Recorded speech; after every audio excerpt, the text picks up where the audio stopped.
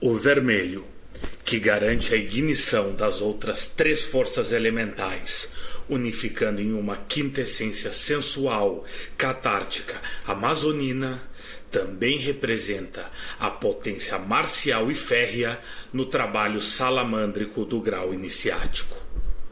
Boi garantido, boi caprichoso, boi campineiro e bumba meu boi. O literal e o simbólico se confundem ao pulsar do ritmo telúrico. Senhor, dai-me a verdadeira luz. Purismo e sincretismo se entrelaçam ao cantar do coro heróico. Senhora, dai-me o que liberta e seduz. Fármaco dissociativo, chacrona, jagube, jurema. Injetar o próprio Deus vivo em um estranho teorema. Arquétipo manifestado em classe média, a mãe de Miss, neurótica com um passado mal resolvido, em pleno triunfo do ciborguismo popular, apenas revive a eterna lenda da quase Paquita que projeta na filha sua extensão e vontade de potência. Rainha solar que se disfarça de lua, Vênus heróica de uma casa de noias, Hathor polar, deusa da rua, das ist Herrgut, das ist Großfeuer. Se a realidade é maleável no idealismo mágico, por outro lado, os limites fisiológicos costumam arrombar a porta do templo e convidar o magister a conhecer a realidade profana. Eu só posso começar o mais hiper dos hyper brasilis citando o Preciado. No texto Junk. Sigam-me. As mudanças do capitalismo que vamos testemunhar se caracterizarão não só pela transformação do sexo, do gênero, da sexualidade, da identidade sexual e do prazer em objetos de gestão da política da vida, mas também pelo fato de que essa gestão em si mesma será levada adiante por meio de novas dinâmicas do tecnocapitalismo avançado, da mídia global e das biotecnologias. Durante o século XX, a invenção da noção bioquímica do hormônio e o desenvolvimento farmacêutico de moléculas sintéticas para uso comercial modificaram radicalmente as noções arraigadas de identidades sexuais tradicionais e patológicas. Em 1941, as primeiras moléculas naturais de progesterona e estrogênio foram obtidas da urina de éguas grávidas. Olha aí, desde o início, a aliança entre espécies, cavalos e humanos. E logo depois, hormônios sintéticos passaram a ser comercializados. Entre o começo de 1950 e os anos 1960, o médico Harry Benjamin sistematizou o uso clínico de moléculas hormonais no tratamento de mudança de sexo e definiu o transexualismo como termo introduzido pela primeira vez em 1954 como uma condição curável. A invenção da pílula anticoncepcional, primeira técnica bioquímica capaz de separar a prática heterossexual da reprodução, foi resultado direto do crescimento da experimentação endocrinológica e provocou o desenvolvimento do que poderia ser chamado, brincando com o termo de Eisenhower, de complexo industrial sexo-gênero. Em 1972, Gerhard Damiano produziu Garganta Profunda.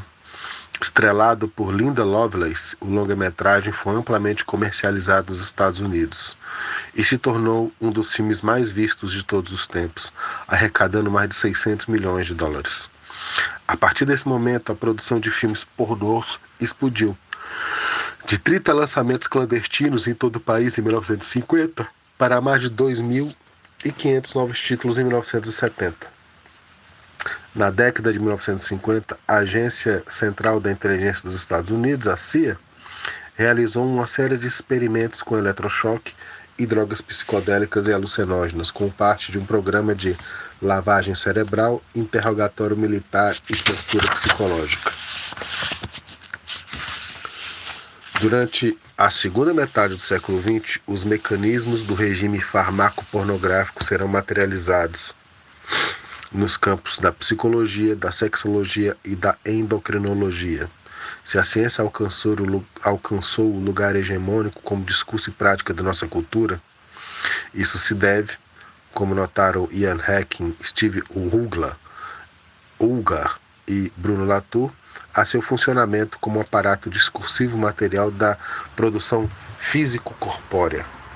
A tecnociência estabeleceu sua autoridade material, transformando os conceitos de psiquismo, libido, consciência, feminilidade, masculinidade, heterossexualidade, homossexualidade, intersexualidade e transexualidade em realidades tangíveis que se manifestam em substâncias químicas e moléculas comercializáveis em corpos e biotipos humanos em bens tecnológicos geridos pelas multinacionais farmacêuticas. Esse caso lá de Manaus, ele foi cada vez mais piorando e indo em lugares que acho que ninguém esperava. Eu acho que ele é um caso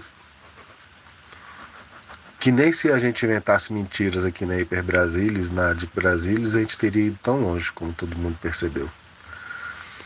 Mas depois do ocorrido, é muito fácil pensar que, bem, dado o contexto que eu acabei de descrever, era inevitável que acontecesse a criação de uma seita marombo transcendental. Uma coisa entre as portas da percepção do Huxley, entre o próprio texto junk do Preciado, revistinha pornô dos anos 80, fotonovela pornô dos anos 80, e Instagram. Pensa bem, primeiro esse pessoal vive em ambientes que tratam da tensão permanente entre aparência, corpo e uma provável essência, que é o salão de beleza e a academia. Isoladamente, tudo isso que eu vou falar parece trivialidades. O problema é quando você teve essa tempestade perfeita, esse choque dessas coisas triviais. Mas é claro que salão de beleza e academia trata de essência, aparência, o que eu posso ver, o devido corpo, o modelar de si mesmo. Isoladamente, pega isso e junta com a estrutura familiar merda, com aquela típica matriarca empoderada greluda, o uso de substâncias mutagênicas sem pudores. Isso é importante pensar. A gente está há pelo menos 30 anos aqui no Brasil brincando com essas substâncias e achando que a grande consequência é daqui a pouco o cara tomar hormônio de cavalo como era nos anos 80. Tive um vizinho chamado Camico, que o apelido dele era Hormônio. Estou falando esse aí dos idos de 87, 86. Ele era um gigante, mas parecia feito de balão, cada um dos músculos. Estou falando isso dos anos 80. E já corria que não, fica com pinto pequeno, coisa e tal. É muito difícil, dado o que aconteceu, não olhar para trás e pensar, bem, a possibilidade para chegar nisso daí está dado. E não pensar que é uma exceção e que é um caso extremo. Eu acho que esse aqui é meu ponto aqui. Mas voltando, a visão do corpo como um ateliê, como uma fábrica, como uma fábrica de si mesmo, tá? Tudo a ver com essa tensão entre aparência, corpo e essência. De novo, quando você não tem um caso como esse que foi colocado aí, que aconteceu em Manaus, tudo isso que eu estou falando, a priori, ia parecer só masturbação mental. Porra, mas está colocado aí. Era só questão de ter a magia e a técnica certa para tentar se manipular isso. E aí chegar no marombismo transcendental. tá? E aí junta com isso a religiosidade dos parvos. Mas me parece que cultos, seitas, religiões e filosofias, em início, vão ter esses sacrifícios mesmo, tá? O marombismo transcendental talvez seja a segunda maior religião do Brasil. Talvez até ocupe o espaço do kardecismo, com a ascensão dos crentes, tá? Não duvidem que o que nós vemos agora vai ser uma prática que vai ser refinada, vai ser capitalizada, talvez seja legalizada e vai ser teorizada. O Deusdete já começou aí com os pés nos peitos já com Preciado, e eu queria puxar esse ponto aí, mas lembrar de um outro cara, do Michael Tursig. Tem um livro famoso entre os marxistas mais doidinho de bairro do Brasil, que é o Diabo e o Fetichismo da Mercadoria, né? Mas ele tem um livro que um pouco mais esquecido, mas é muito lembrado na área de ontologia dos objetos, que é o Michael Caine Museum. E ele tem um capítulo lá que ele fala sobre um programa de infraestrutura que estava acontecendo numa comunidade peruana, e uma coisa muito interessante que ele notou foi que para uma empresa ocidental que estava jogando um concreto na rua lá, né? E o concreto, quando ele derrama para transformar no asfalto, ele começa, né, muito extremamente quente e maleável, e depois ele se torna uma espécie de uma rocha, né? E era um processo muito parecido com o que uma entidade dessa comunidade se fazia para ser materializado e, enfim, se corporificar para essa comunidade de rituais religiosos e tudo mais. Então essa comunidade começou a enxergar o asfalto como uma espécie de Deus, né? E aí isso que ele trabalha, que ele investiga, é que como é que um objeto para uma certa civilização, né, para uma certa cosmovisão, é simplesmente um objeto tecnológico, por uma funcionalidade estrita, que é a questão logística, mas para outra comunidade ela se torna uma entidade, né? E aí ele puxa toda uma reflexão como os povos latinos têm essa condição de envelopar novos objetos e colocar essa carga mística, né, propriamente religiosa sobre outras tecnologias. Quem assistiu aquele filme do Planeta dos Macacos, aquela série antiga, né, lá da década de 60, se eu não me engano, no 2 tem uma cena também que é mais ou menos nesse sentido, né? Ao final do filme, já dando um spoiler fudido já, quando os humanos chegam numa espécie de gruta lá, os macacos estão rezando para a bomba atômica, né? Eles fizeram com que a bomba atômica fosse uma espécie de Deus. É algo mais ou menos nesse sentido. E nesse caso do Pará, a gente tem uma situação onde uma molécula, né, psicotrópica se combina com outras moléculas de origem hormonal, né, para modificação corporal. Isso tudo envelopado já num circuito muito específico da economia brasileira, que a gente sabe que movimenta muita economia, principalmente assim, popular, né, informal, que é o setor de cosmético. E isso vai gerando um caldo tal que o resultado é uma espécie de uma nova religiosidade mesmo, né? Colocando ali como elemento de culto, né? Como uma espécie de sacralização da ketamina e dos anabolizantes. Uma coisa que isso daí vai ter que ser ajustado se outras pessoas embarcarem nessa experiência, como fica a relação de custo entre corpo e a experiência mística. Porque a gente não está tratando de monges medievais, a gente não está tratando de formas de gnosticismo, a princípio, de negação do corpo. Não, na verdade você tem dois pontos que a tradição ocidental, posso estar falando uma bobagem, só um minuto. Mas o que eu quero dizer é o seguinte, tradicionalmente a experiência mística, ela parte de... Estou sendo muito vulgar nisso aqui, tá? Partindo do senso comum. Mas é só para chegar no meu ponto. Normalmente no Ocidente nós relacionamos a experiência mística transcendental de contato direto com o divino com uma certa negação do corpo. Um modelo platônico, por assim dizer. Tá?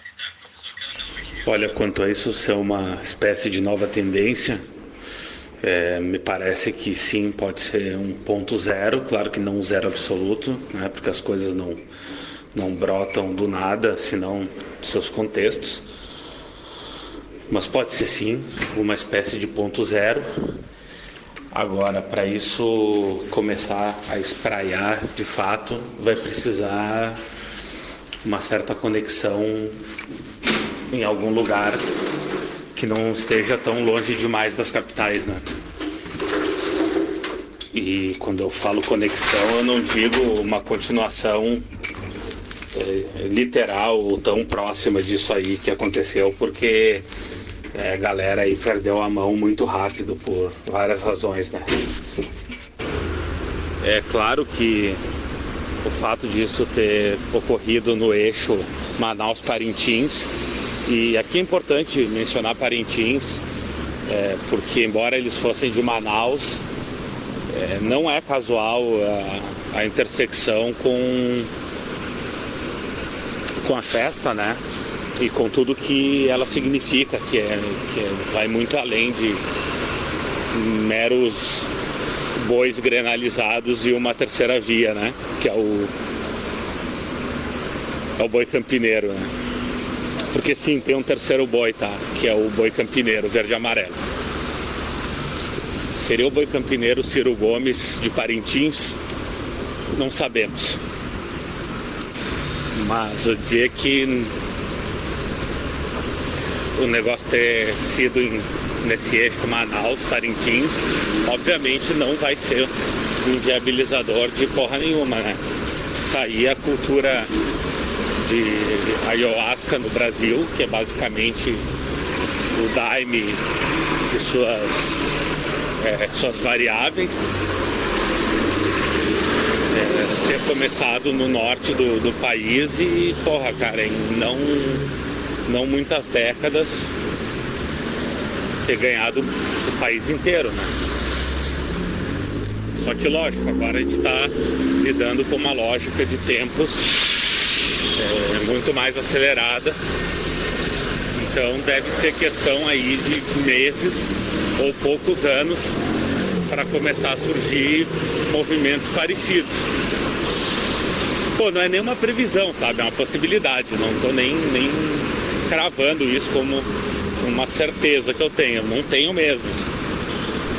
Agora, logicamente, não vai ter tantas semelhanças do ponto de vista da teologia e da gnose com esse grupo aí esqueci o nome o nome da mulher é muito feio, mano. E o da guria também era, por isso que o apelido dela era Didia. Pô, esqueci o nome dessa porra, mano. Eleusmar. Porra. Deixa eu retomar aqui, eu perdi. A minha questão é: como é que uma prática que tradicionalmente gera um desprezo pelo corpo vai se aliar com pessoas que são os principais propagandistas da ideologia do corpo liso, segundo lá o filósofo coreano, desse tipo de hipercorpo? Na prática, como é que alguém que está se fudendo uma semana inteira na porra da ketamina, virando uma mistura de vítima do câncer com cracudo, depois de um mês fazendo merda, como isso vai se aliar com gente que a formatação da subjetividade é via Instagram? Como a porra da experiência íntima máxima do contato direto com o divino vai se aliar com a exposição máxima da superfície lisa, clara e cheia de filtros do Instagram, da vida de academia, da vida de salão de beleza? Em outras palavras, como é que alguém que está todo fudido vai aparecer como blogueirinho? Esse negócio é aquela mesma situação do evangélico em relação ao mundo. Para você ser viável, você tem que ceder algumas coisas. É por isso que eu acho que o capital vai dar um jeito nesse negócio. Assim como se eu com R$60 eu consigo comprar gotinha de microdose de ayahuasca. Basta entrar no celular agora. Tá? Mas não basta a prática. Não basta o capital instanciar isso. Gerar um meio termo que faz disso uma mercadoria interessante. Vai vir uma teoria. Vai vir uma teoria dessa, que vai aliar essa subjetividade do filtro de Instagram e de academia, do hipercorpo, com a experiência mística. Eu nem falo experiência mística quimicamente induzida, que praticamente todas. Você vai na Bíblia, tem, tá? Livro apócrifo tem, já. Esse tipo de coisa. Agora, se tem uma coisa nisso que potencia a possibilidade disso começar a acontecer com uma certa frequência, né? Grupos parecidos, para mim não é só o marombismo espiritual. Não é só isso. Porque até aí a gente tem o neopentecostalismo, né? Que é já entrou na era dos recursos ergogênicos. É muito mais aquele pensamento típico do meritocrata arrombado brasileiro, que tem certeza que vai triunfar onde o outro fracassou. Mesmo seguindo os primeiros passos iguaizinhos. Ele acha que na hora de dar o pulo do gato, ele vai ter a sagacidade que o outro não teve. Porque, Deep, eu nem acho que assim vai acontecer das pessoas se influenciarem por isso diretamente, como se fosse uma coisa cinematográfica. Vamos tentar o que eles não conseguiram, eles foram os heróis que abriram. Não é isso. É que inevitavelmente quem faz laboratório do próprio corpo vai trombar em fronteiras psiconáuticas e quase que por consequência fronteiras transcendentais religiosas. O que eu quero dizer é que essa merda vai acontecer de novo. E eu tô muito com esse papo de o que vai acontecer. Mas é isso, eu tô com pressa. Eu não sei se o paralelo com seitas gnósticas ou com alguns tipos de tradições orientais seria o mais interessante de se comparar nesse caso da ketamina com anabolizante, Instagram e clínica de estética, porque eu acho que há outras possibilidades, assim, até a história mostra. Eu fico pensando, por exemplo, né? E assim, a gente já desenvolveu algumas ideias, assim, acho que a gente está bem coerente em dizer que a gente está entrando num regime histórico dos regimes de força, né? Sistema assim, nietzschianamente, digamos. Então, acho que não é difícil pensar o uso dessas substâncias também para uma supra-assunção do corpo, né? Eu estou pensando, por exemplo, o caso da cocaína do nazismo e depois até no pós-guerra dos psicodélicos para digamos, para gestão psíquica daquelas pessoas que ficaram totalmente escangalhadas mentalmente. Essa forma do anabolizante, né, da modificação corporal, do fortalecimento do corpo, pode, inclusive, estar muito engrenado com esse sistema empreendedorismo fulminante de Instagram, de acordar cedo, de trabalhar 15 horas, ainda fazer musculação, ainda ter uma performance sexual assim, absoluta. Então eu não sei se seria esse desprendimento do corpo ou uma reafirmação violenta do corpo, né? Vou tentar achar algum exemplo aqui específico, mas se você pega no rap maromba, por exemplo, né, que é uma coisa que está meio fora de moda, mas há uns 10 anos atrás, algumas músicas falavam, por exemplo, do moleque que era totalmente desconjuntado, né, fora dos padrões sociais, magrelo, gordinho e tal, e ele descobre o anabolizante, né, descobre a musculação, enfim, todo esse ecossistema. E a experiência que ele tem ali não é só de um fortalecimento ou emagrecimento, é uma espécie de uma entrada num portal que dá para ele uma outra dimensão de vida, né? É claro que a gente sabe que isso acontece, né? Assim, para quem já engordou, emagreceu, sabe que a percepção social muda mesmo. Mas a visão desses caras ia muito além, assim, é como se ele tivesse entrado na academia e ele fosse um portal iniciático, ele saiu dali uma outra pessoa, né? Não só corporalmente, mas mentalmente blindada e etc, e todo aquele papo. Mas o regime do termogênico, do Red Bull, a cocaína, eles conseguem o tipo de efeito de excitação corporal e metabólica, ele se coaduna completamente com o regime de força, com o regime de mobilização total, de homem-máquina, de performance. O que eu quero dizer é, a ketamina, do modo como era utilizada, ela destrói a ideia de performance e de corpo-máquina.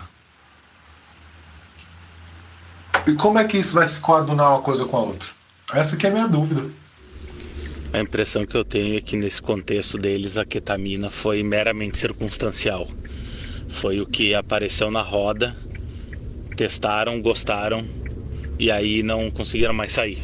Mas poderia ter sido outra coisa, tá ligado?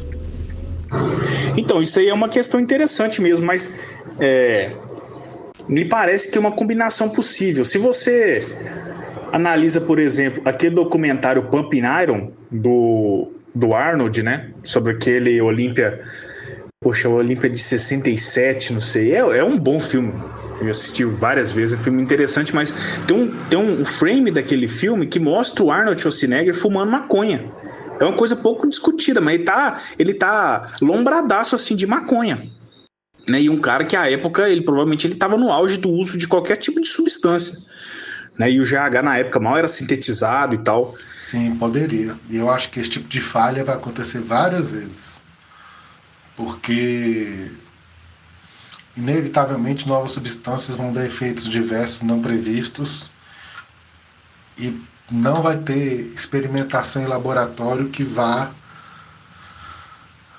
antecipar a priori todas as consequências possíveis. E esse pessoal não está nem aí. A questão é saber qual dos marombas ali, qual dos caras, né, conheceu a ketamina em alguma festa de banheirão, alguma festa de dark room e começou a comercializar ali para eles, né? Talvez tenha sido o próprio personal trainer. E assim, é muito comum, por exemplo, também na musculação, um uso também específico de metanfetamina, que é o do Potenai, que também é de uso veterinário, né? E os caras que usam esse negócio, eles relatam duas coisas. Primeiro, que uma espécie de transe no momento do treino, né? Então, assim, os caras ficam muito pilhados ao ponto, inclusive, até diminuir a performance, porque o cara não consegue ter nenhum tipo de controle muscular, né? Ele só quer arrancar a carga do chão e foda-se. E depois, uma espécie de depressão. Então, assim, a sincronia da metanfetamina com o estímulo corporal, eu acho que ele é possível, assim, ele é muito... Não é totalmente dissociado esse uso. Você pode ter definições de protocolos, né? De períodos na qual você faz uso de certos tipos, certas interdições, períodos de jejum psicofármico, e aí você inventa uma ritualística. O que falta é que você precisa de ritualização. Esses experimentadores loucos vão ser sacrificados logo no início, sem dúvida nenhuma. Mas é possível, a partir de uma ritualização e de toda uma semântica, organizar isso sem maiores problemas. Se cada fármaco, ou cada droga, ou como queira chamar, for sincretizada com determinadas entidades ou santos, acredito que a gente já comece a ter um caminho aí. porque assim, além de o iniciador delimitar qual é a melhor droga para aquela pessoa, que seria uma espécie de orixá de cabeça, né? Por outro lado, tu vai ter cada vez a gira de alguma coisa, né? Então isso já evitaria interações medicamentosas indesejáveis. Porque para uma cosmovisão neopentec, na qual não existe transcendência, na qual o mundo da prosperidade, da eficiência, já está aqui, né? E na qual cada elemento do mundo faz parte da guerra espiritual, você trazer para o seu lado o uso da substância é tranquilamente santificado. E se juntar isso com a normalização do êxtase nos rituais, é muito fácil. Do mesmo jeito que o crente se vende como super crente, é inclusive um livro muito famoso, de um dos primeiros de crítica, esqueci o nome do autor. Do mesmo jeito que o super crente é infalível teologicamente, ele também é infalível no trabalho e na sua performance. Se não tem alguma coisa errada, tem alguma maldição, isso pode se encaixar perfeitamente no mundo maromba. E já não tem neopentec crente, não? Ou neopentec maromba, não? Porque o interessante é que o mundo neopentec, ele consegue ressignificar para fins dele o material. Isso é interessante. Porque o material é visto como meio para evangelização. Agora, o imaterial, o puramente material, não vai ter nunca uma heresia neopentec achando que a serpente, o demônio um dia vai se render a Deus, blá blá blá, não.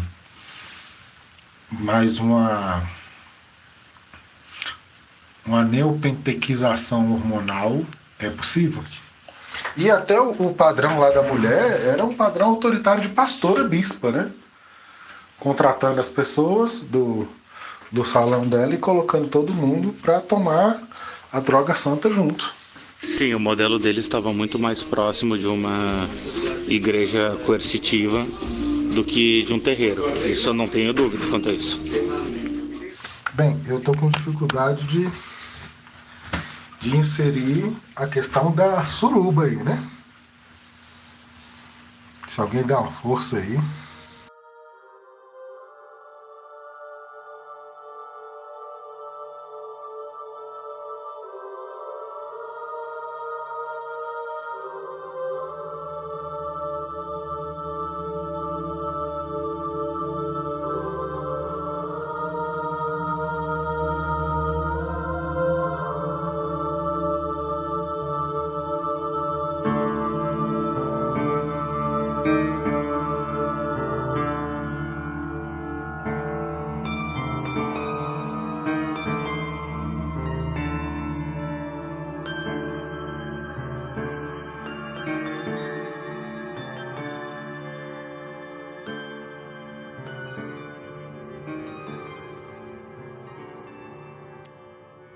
O Deep brincou com esse negócio do banheirão aí, mas esse uso também de anfetamina pelo nicho LGBT aí, principalmente dos gays e tal, homens gays, né?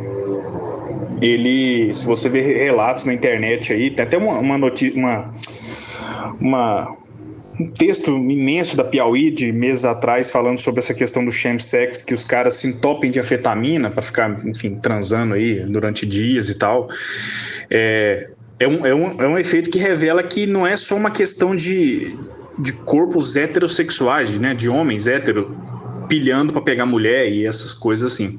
É muito mais uma tentativa de levar o corpo ao limite, né, da força, enfim, da explosão do orgasmo, enfim. E, inclusive, essa questão do anabolizante no Brasil ela tem uma entrada e uma recepção muito grande pelo público LGBT também. Se eu não me engano, o maior atleta brasileiro até hoje de fisiculturismo, que teve a maior posição na categoria Open do Olímpia, que foi o Luiz Otávio de Freitas, se eu não me engano, eu já vi o Pinduca falando que ele era gay, né? Ele é gay, tá vivo ainda. Embora dar moral nenhuma para brasileiro e tal, embora nos Estados Unidos.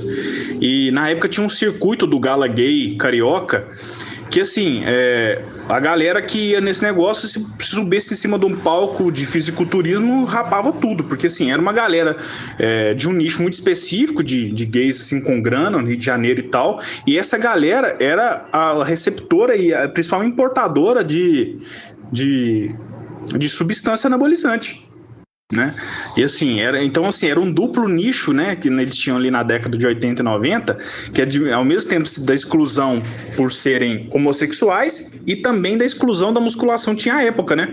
Então é muito doido essa dupla exclusão, né, essa categorização entre o gay e maromba e como eles foram importantes para difundir. Aí depois do Luiz Otávio veio outro cara também que eu esqueci, que também foi o atleta na época que os circuitos eram muito pequenos e tal.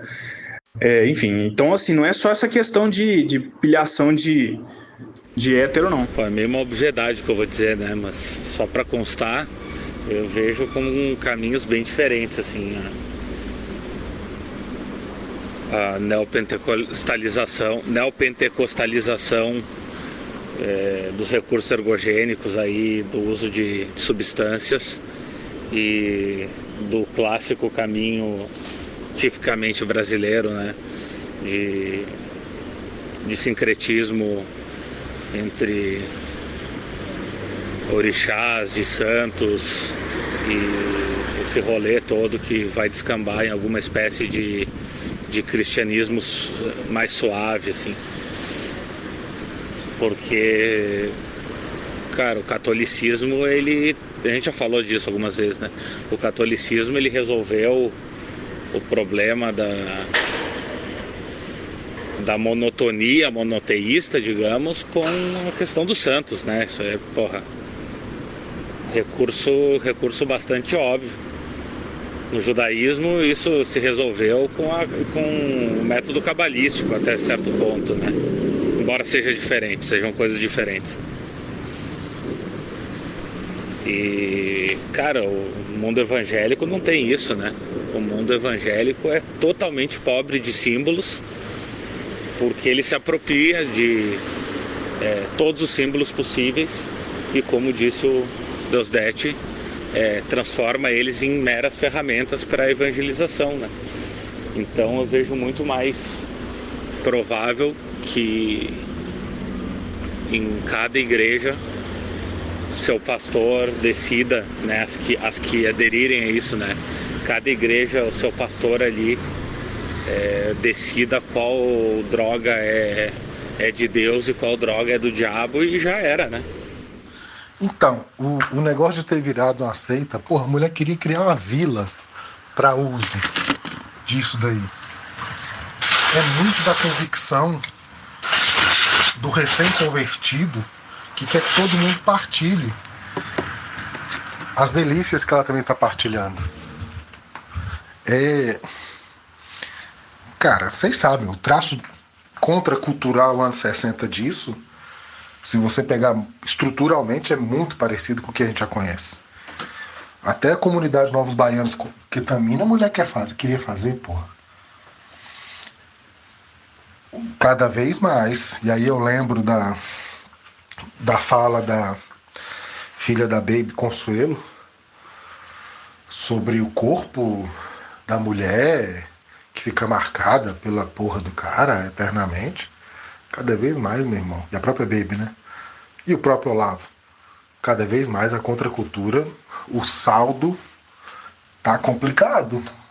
Custo-benefício de ter passado durante os anos 60 e 70 aquilo.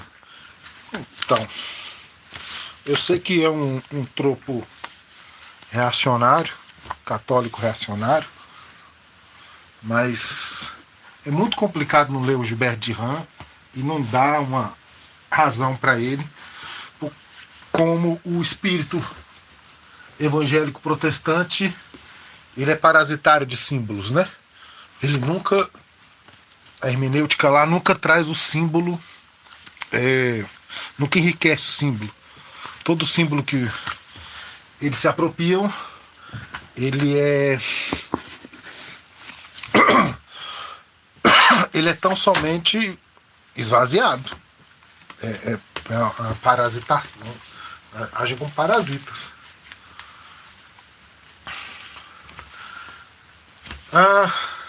E sinceramente, grande arte protestante, gente, é algo que eu tenho que pensar sobre isso. Que com certeza, se eu ficar falando de Johann Sebastian Bach, tem alguma coisa de errado com minha análise.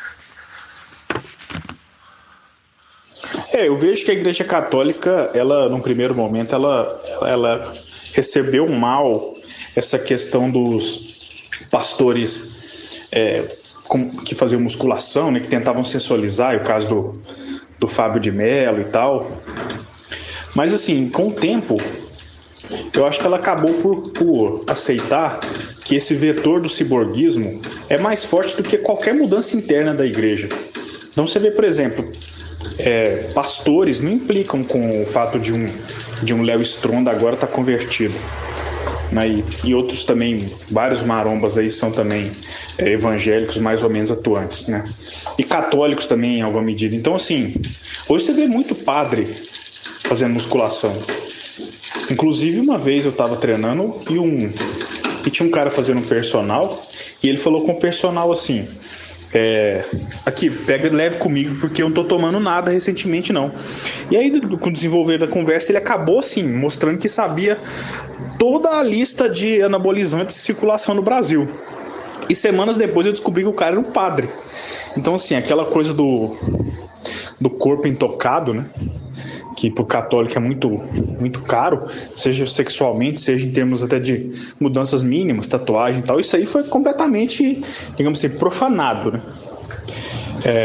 Então assim, é um vetor mais forte do que todas as religiões, e assim, até outras vão capturando isso muito mais rápido, né? Algumas religiões mais animistas, por exemplo, você vê essas religiões de base de matriz africana, eles não têm problema nenhum em colocar, por exemplo, a figura do Exu como sendo um negro com 50 de braço e forte pra caralho e tal.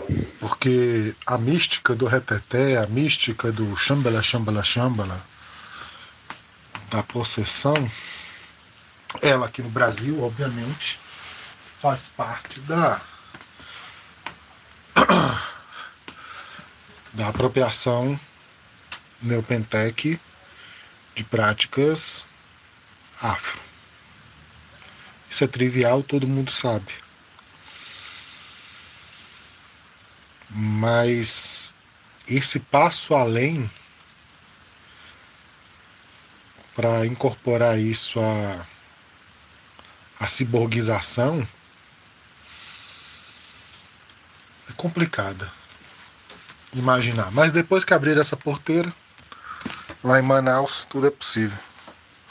Devagar. Tô pensando aqui que há uma tradição dos filmes de terror, sempre retratar o demônio como um cara forte, né? E o padre sempre era um velhinho, né?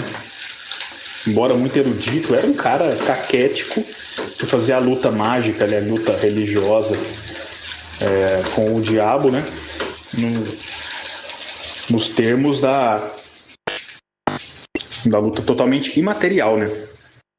Tem até um caso que está relatado na biografia do padre Pio de Petretina, que ele lutou corporalmente contra o próprio diabo, né?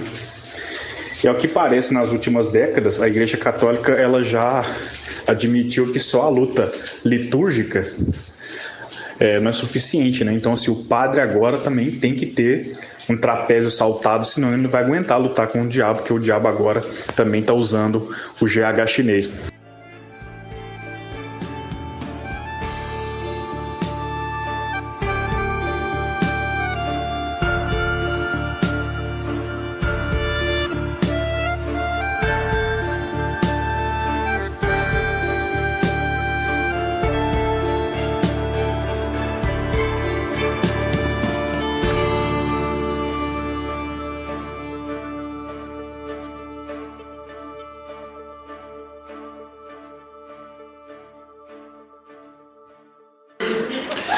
Eu acho muito interessante porque isso tem vários tropos no funcionamento da seita e nos comportamentos, cara, que me lembram muito a Sempre Viva, né? Que era uma seita aí de um grupo tradicionalista católico, que até teve aí recentemente alguns escândalos, né? E que foi muito forte aí durante o regime militar, né? Lá pelos idos aí de 2006, 2008, eu conheci uma menina que era de um grupo tradicionalista, né? Não era desse grupo, mas ela me contou várias coisas, assim, que na hora que eu comecei a ouvir as reportagens, a ler as reportagens, poxa, eu encontrei milhares de paralelos, assim. Mas antes de iniciar isso, eu quero retomar esse ponto da mística, porque é interessante como essa questão do corpo, ela vai ter modulações e vai ser um ponto, né, de disputa, por exemplo, no neoplatonismo, né? Então você vai ter Plotino de um lado, né, Porfírio também, que vão, de certa forma, ver o corpo de forma negativa, né? Realmente. Não tanto quanto os gnósticos, né? Pelo menos as vertentes anticósmicas, né, e tal, mas eles vão ver o corpo como algo negativo, né? Enquanto, por exemplo, você vai ver Jâmblico, por exemplo, com uma outra perspectiva sobre o corpo, né? O corpo como algo a ser deificado através da prática ritualística, né?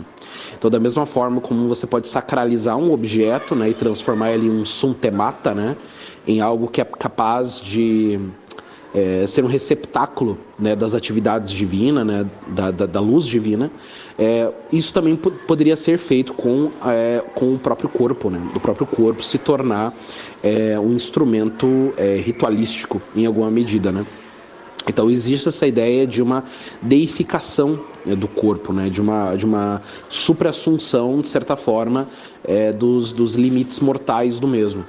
Isso também vai reaparecer, ou vai aparecer, né, em outras tradições, né. Então, o Gregory Shaw, que é um dos caras que faz a conexão, por exemplo, entre as tradições platônicas e o Tantra, por exemplo, vai reconhecer nessa valorização do jâmblico da corporalidade, né, um traço que liga, por exemplo, às tradições tântricas, né, que também tem todo esse trabalho de alquimia interna e de deificação do corpo, né. E Tantra que tanto referente, por exemplo, aos caminhos hindus, como também aos caminhos, né, do budismo vajrayana e tudo mais. Tá, eu vou começar a trabalhar agora, talvez eu demore um pouco. Mas também tem outra coisa. Eu estou muito insistindo na questão neopentec, mas a gente tem que também pensar nas possibilidades disso daí simplesmente crescer como uma tecnologia mágica. Antes de qualquer coisa. Só que, obviamente, né, a deificação ela ocorreria através de processos iniciáticos, através de práticas meditativas, né, através de práticas rituais, através de um domínio do corpo, né, através do espírito, né, propriamente, e não através da intervenção farmacológica, né. Então, assim, me parece que a novidade é que não reside tanto no uso do enteógeno, não reside no domínio sobre o próprio corpo, né, ou a valorização do corpo e o desejo de deificá-lo, divinizá-lo, sacralizá-lo, de ter um controle sobre suas funções e tudo mais, né? Me parece que a novidade não está tanto nesses elementos. A novidade parece estar presente na ideia de que é possível, né, essa deificação do corpo, essa elevação espiritual do corpo, através de uma mudança puramente fisiológica, né? Através de um domínio puramente químico, né, dos fluxos corporais, né? Então não é mais a mente, o nous, seja lá o que seja, que se sobrepõe ao corpo, né, e o eleva, né? né, e o transforma. Não, são os próprios fluxos fisioquímicos que se dobram sobre si mesmos. Boa, Peter, e talvez por isso o médico negacionista que indica a ivermectina para que a vacina não seja um corpo estranho no corpo do cristão, né? Ele não teria nenhum problema em indicar, por exemplo, uma substância anabolizante feita em alguma garagem no interior da China para o sujeito tomar. Isso não teria nenhum problema, né? Pô, com certeza. E essa é uma bola que a galera aí do Deep Brasilis já cantou há um certo tempo, né? Que, por incrível que pareça, essa galera que quer salvar a alma do mundo, né? Sejam neopenteques, católicos tradicionalistas ou caralho a quatro, no final das contas, apesar de muitas vezes ali nominalmente subscrever a uma metafísica ou outra, na praxis, o que guia a ação deles é um fisicalismo eliminativista mesmo. Que nem o padre tentando justificar supremacia masculina recorrendo a papinho de neurociência pop. Ou como o Deus Det também já disse, né? O desencantamento meio que colapsando sobre si mesmo, né? Então, você tem dois caminhos, né? A disciplina mental e a mudança espiritual vindo pelo hábito que o ritual conforma. Então é o corpo modificando a mente a partir da repetição, quase que um tema aristotélico, ou o contrário, né? Uma ideia que a força da mente pode conformar o corpo e a matéria. E que o Peter lançou aqui é o ponto essencial mesmo. Aí isso não é nem uma coisa nem outra. É a conformação, a estruturação espiritual dada pela substância. Sem necessidade de disciplina ou coisa parecida. Sem necessidade de... Eu vou falar uma situação. Eu tô aqui no cartório, já volto. O interessante de fazer um comparativo com a Sempre Viva é que por contraste a gente vai achar muitas coisas interessantes. A Sempre Viva era antissomática, né? Então segue bastante aquela tradição católica, né? De ver o corpo, de certa forma, em alguma medida como um fardo, né? Muitos católicos vão discordar desse tipo de interpretação que eu tô dando, mas enfim, né? Quem usa silício na perna usa pra quê, né? E o que acontece é o seguinte, esse antissomatismo, ele acaba coincidindo com esse pró-somatismo em outros pontos, né? Porque você tem nos dois casos o sacrifício da dor. Mas enquanto o sacrifício da dor tem uma espécie de função de mortificação da carne, né, no primeiro caso, nesse segundo caso, a dor tem a ver com a exacerbação da carne. Né? E a carne não no sentido de pecado, né? Mas parece que o pecado é não exacerbá-la propriamente, né? E outras coisas, né? Outros paralelos que eu acho interessantes fazer é a exaltação do fluido corporal, né? Exaltação do fluido corporal. Aliás, vai ter aí um futuro episódio fechado, né? Da Ordo Templis Subdesenvolvimento, que a gente vai tratar especificamente de algumas seitas argentinas, né? Em que o fluido corporal, principalmente fálico, né? Tem uma função assim fundamental, né, para os ritos e tudo mais. E é interessante, né, como esses grupos aí se conectam, né? No caso da Sempre Viva não é tanto, né, a substância fálica, né, mas o suor, né? Então, o que a minha amiga falou, por exemplo, desse grupo é que, por exemplo, né, o líder da seita, ele deixava com que os seus discípulos colocassem pétalas de rosa nos sapatos, certo, do mesmo.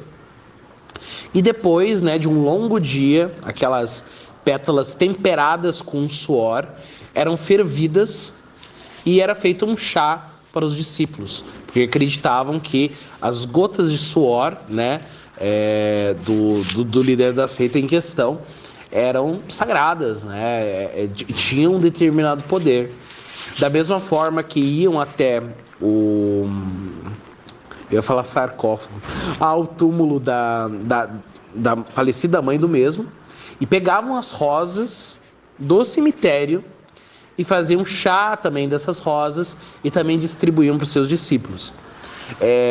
A Sunny, ao escutar o que eu acabei de falar, já deve ter tido assim 3 piripaques, né? Porque, cara, isso daí não é isso daí não é coisa leve, não, né? Flor de cemitério, chá de flor de cemitério. E o que acontece? Das informações que chegaram até mim, esse culto da sujeira, do fluido corporal temperado, né? É uma parada que estava presente nesse culto aí do Boi Bumbá também. Então, como era uma família sagrada, né? Tal como você tem a família sagrada da Sempre Viva, a família sagrada do Boi Bumbá, você também tem os fluidos corporais dessa galera, né? Da própria Maria Madalena e tudo mais, que eram considerados sagrados e que também eram ingeridos, né? E você também tinha essa mesma prática de um certo cuidado com o suor dos mesmos. Outra reportagem, né? Isso que eu falei do suor veio por outras fontes, mas teve uma reportagem que foi falado que as pessoas ficavam em um ambiente extremamente sujo e não tomavam banho por dias, né? E uma das explicações tem a ver com essa lógica do suor, do fluido corporal. E esse ponto desse culto ao fluido temperado, né? Ao cheiro, enfim, isso daí me chamou a atenção. Eu ainda estou tentando articular isso daí na minha cabeça. Eu estou só traçando uns paralelos aqui de uma forma meio freestyle, mas, cara, tem alguma coisa aí também. Tá, eu só queria complementar com uma coisa. Conversa de churrasco de família. Chega o coroa, casado com novinha. Coroa não, homem de pouco mais de 50 anos. Mas tá casado com uma de 30. Orgulhosamente ele mostra os 5 remédios diários que ele toma. Um remédio para gota, que come carne demais, já tá crônico. 2 remédios para pressão. E outros que eu não lembro o que se trata.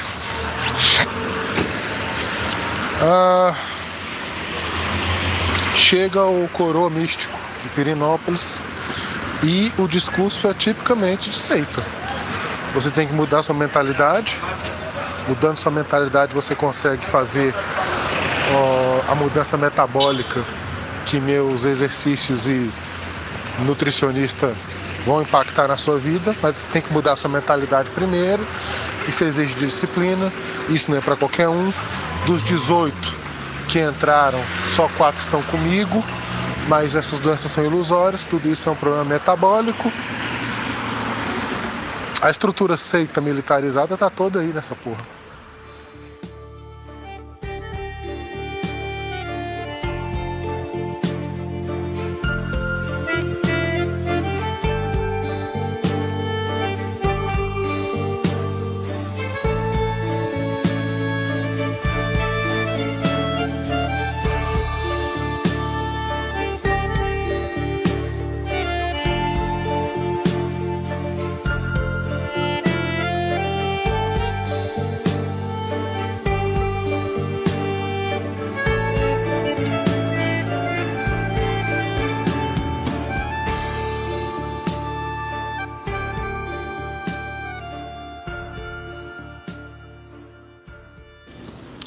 Pô, e outro ponto interessante é o recheio, né, cara?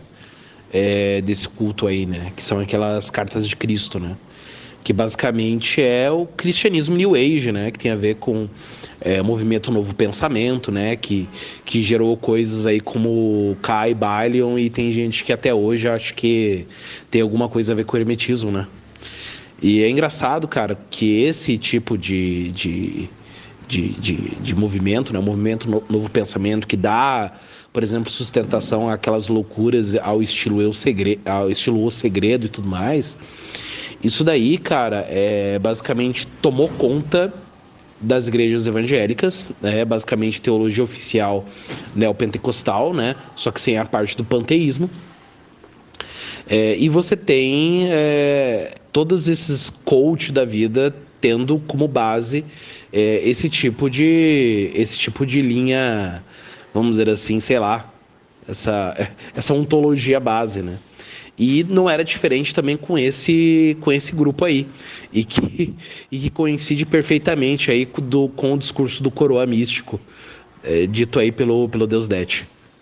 O Neopentec fala eu profetizo, né? Ou eu determino, né? E que fica dando ordem para Deus, né? Que se torna seu garçom pessoal. Não está muito diferente do cara que dá ordem para o próprio universo através do poder do pensamento, né? No final das contas é a mesmíssima coisa. E aqui a gente se conecta aí com o áudio inicial do Dipinho, né? Sobre o idealismo mágico, né? Pensar que eu já dei aula em faculdade da Assembleia de Deus, um curso para pastor, e aí me deram liberdade para falar sobre teologia contemporânea. Foi basicamente só sobre O Segredo. Tinha o seriado e a partir dali destrinchou tudinho em um mês. Ganhei R$1.000 por isso. Isso tem quantos anos? Estamos em 2024, 2011, bota aí um 2008, por aí. E teve gente falando, por que o senhor está dando sobre isso? Isso não tem nada a ver com a nossa teologia. Toma. Pô, isso daí é um negócio que eu acho muito engraçado, assim. Porque eu me lembro nas livrarias evangélicas, aquelas revistinhas de símbolos da nova era, né? E daí a galera via satanismo e nova era em filme da Disney, em videoclipe de músico e tudo mais, e eram completamente obcecados com isso, né? Aliás, todo mundo desse rolê que foi muito de estudar simbolismo acabou indo pro outro lado, né? Por incrível que pareça. Mas assim, tinha todo essa ideia, de certa forma, de que a nova era era o grande inimigo contemporâneo do cristianismo, né? E apesar de todo esse sistema imunológico criado, né, de toda dessa estrutura apologética, né, a nova era entra dentro do cristianismo, mas ela não entra através da doutrina explícita, New Age e tudo mais, mas através da mentalidade coach do capitalismo tardio. E aqui a gente volta para outra bola que a gente já cantou, né? O cristão reformado que quer combater o neopentecostalismo sem fazer uma crítica do capitalismo, não tá fazendo nada. Não, e isso daí, Pepe, isso aí é pré-internet, muito pré-internet. Nos anos 80 já existia esse pânico moral simbólico por parte dos crentes. O PT levou muito no cu por isso. Porque se tem aquela ideia, né, de que a doutrina é o que estabelece a ordem das coisas, né? E não a ordem das coisas que modula e até mesmo estabelece a doutrina. Eu penso que todos esses sistemas mágicos aí do século XIX e até a Segunda Guerra, né, da primeira metade aí do século XX, a experimentação com psicodélicos e tudo mais, terminou por não ganhar muita escala, né? Pelo menos a escala que era pretendida pelos primeiros formuladores, assim. E não ganharam escala por vários motivos, né? Alguns porque eram sistemas teóricos muito inconsistentes, ou porque foram muito, muito rápido, né, na tentativa de escalar, como o caso dos psicodélicos, né? O próprio Timothy Leary fala sobre isso, o Randaz, né, daquela turma lá dos anos 70, fala que a gente tentou, eles falam lá que tentaram fazer com que donas de casa usassem psicodélicos e, enfim, a reação cultural foi muito forte, veio os anos 80, né, com com Reagan e tudo mais, aí sepultou todas essas experiências. Mas essas coisas não morreram, elas se enfraqueceram, mas elas ficaram, sei lá, rondando a cultura pop, né? O problema é que elas são resgatadas nos dias atuais de maneira totalmente descontextualizada, né? De maneira sem vergonha e como geralmente um produto, numa época que essa questão da ritualística, como diz lá o próprio coreano também, tem um livro interessante que é o Desaparecimento dos Rituais, isso tudo vira uma coisa meio pornográfica, né? Pornográfica assim, no sentido de transparência total. Então assim, lá o sujeito, o xamã lá descobriu lá o pozinho do sapo, ele foi na internet, leu 2 ou 3 livrinhos, viu um vídeo ali, ele já criou um culto com base no pó do sapo. Agora tem que lamber o sapo, que o sapo vem não sei da onde, que o sapo é poderoso, com uma meia dúzia de ideias que às vezes nem internamente o sistema faz sentido, né? E acaba com isso gerando um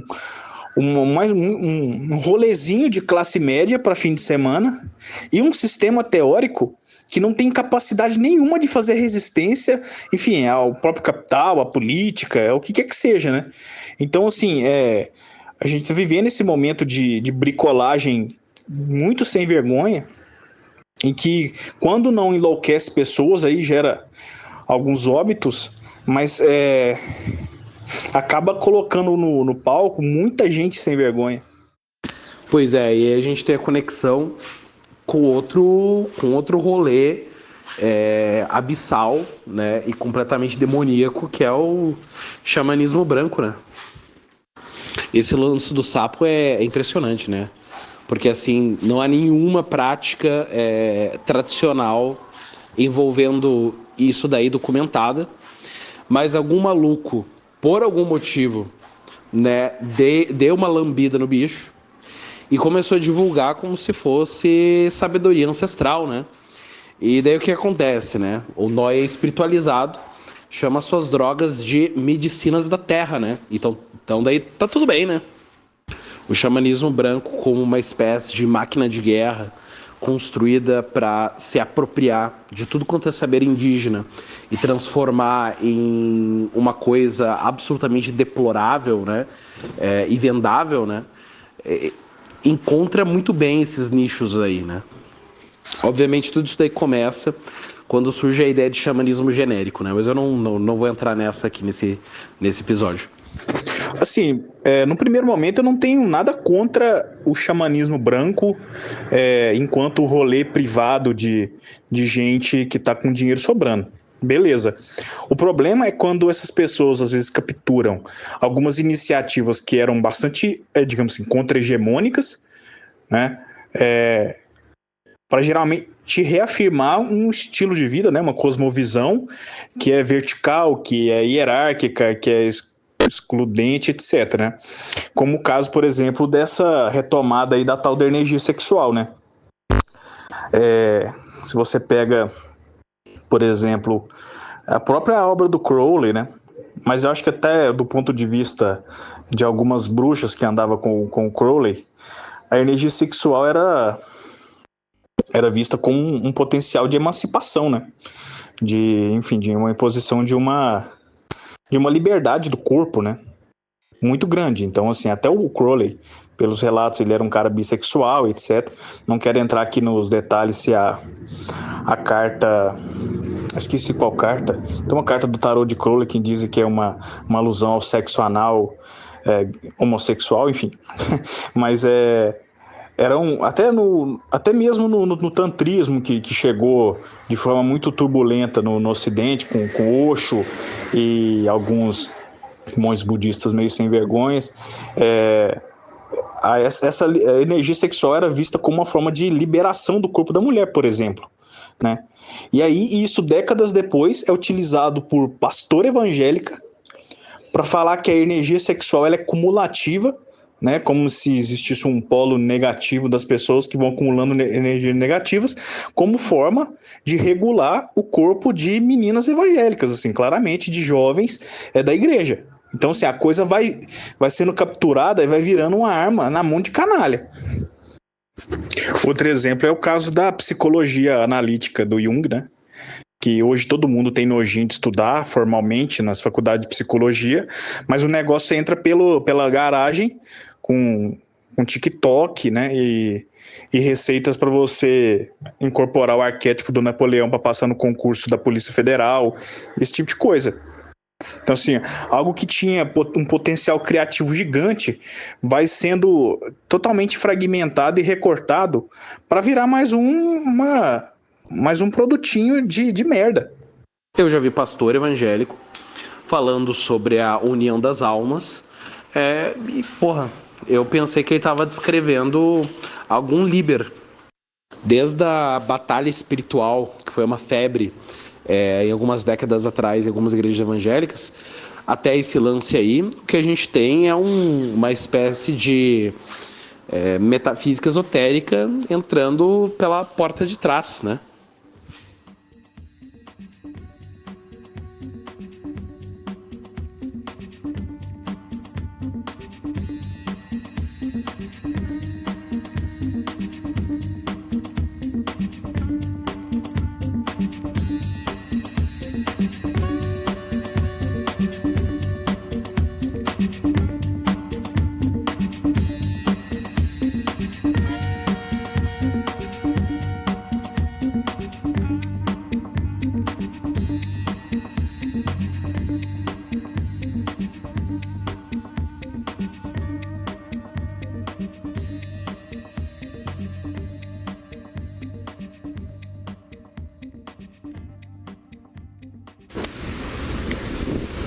Sobre fluidos e excreções utilizados em processos mágico-místico-religiosos. Talvez uma das referências bibliográficas desse episódio, talvez não, com certeza, uma das referências bibliográficas desse episódio deve ser o Eschatological Rites of All Nations. Se eu lembrar, né, porque eu acabo sempre esquecendo, eu coloco na descrição do vídeo quando subir. Tive contato com esse livro, né? Soube da existência dele. A primeira vez que eu li o Totem e Tabu do Freud, há muitos anos, daí demorou pra caralho. Demorou um pouco, né? Pra caralho não, mas demorou um pouco até eu encontrar isso na web. Eu li isso ainda numa época que não tava a Biblioteca do Mundo na internet. E finalmente ano passado eu consegui uma cópia física aqui no Mercado Livre argentino. Barato. Uma versão em inglês, uma edição em inglês, não faço ideia quem é que era o doido de bairro que tinha isso aí. E bom, esse livro, ele é do século XIX e, embora não tenha uma conexão direta com o que eu vou dizer, ele é um pouco naquela linha junguiana Joseph Campbell, tá ligado? Se por um lado, ele, diferente do Carl Jung e do Joseph Campbell, ele não traça, até onde eu lembro pelo menos, ele não traça comparações, né, entre práticas de diferentes povos esparcidos aí pelo globo. Ele coleta nas viagens. O autor, né? Esqueci o nome do maluco, velho. Era um capitão de barco, alguma coisa assim. Ele coleta histórias, relatos, vivências, né? Aí também vai saber em que circunstâncias isso se deu. Logicamente, algumas histórias são de mais difícil aferição, outras já são melhor documentadas, né? De toda forma, o livro é muito interessante e passa um pouco por essa via junguiana e depois campbelliana, da repetição universal de certos padrões e símbolos e etc, né? E porra, nesse sentido, sempre deixando claro uma coisa que eu sempre converso com o Peter, né, em especial, que é a necessidade constante que a gente tem e deve ter de revisar, rever, rediscutir a doutrina dos nossos, digamos, me falta um termo melhor nesse momento, mas dos nossos mestres intelectuais, né? Mas nesse ponto eu continuo ortodoxamente junguiano quanto à repetição de padrões, e não vejo a curto prazo ele se extinguindo, tá ligado? No caso do Pará, isso é muito evidente também, porque assim, para além da dominação econômica que aquela matriarca exercia, né, por ser proprietária lá de uma rede de salões de beleza, ela exigia que funcionários participassem da seita dela, né? Então, assim, ela combinava a dominação econômica com uma espécie também de dominação mística e espiritual, né? Então, se a dimensão religiosa, né, mística, teve em algum momento a importância de criar uma organização substantiva, né, da vida fora do domínio econômico, o que esses vagabundos estão fazendo é colocando esses elementos dentro do domínio econômico, e aí ampliando ainda mais a extração, né, de valor